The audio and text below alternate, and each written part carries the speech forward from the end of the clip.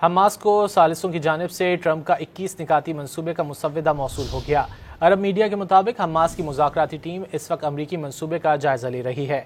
इससे पहले हमास ने एक बयान में कहा था कि सहूनी कब्जे के खिलाफ मज़ाहमत का हमारा हक जायज़ और बैनुल-अक़वामी कानून के मुताबिक है। मज़ाहमती तंजीम ने टोनी ब्लेयर की क़यादत में अबूरी सेटअप की मुखालिफत की थी। दूसरी जानिब इस्लामी जिहाद मूवमेंट ने ट्रंप के मुजव्वज़ा मंसूबे को फ़लस्तीनी अवाम के खिलाफ जाहरियत को जारी रखने का नुस्खा करार दिया। ग्रुप के सेक्रेटरी जनरल ने कहा कि ट्रंप नेतन्याहू कॉन्फ्रेंस में जो ऐलान किया गया वो अमरीकी इसराइल मुआहदे है। इसराइल अमरीका के जरिए वो कुछ मुसल्लत करने की कोशिश कर रहा है जो इसराइल जंग के जरिए हासिल नहीं कर सका।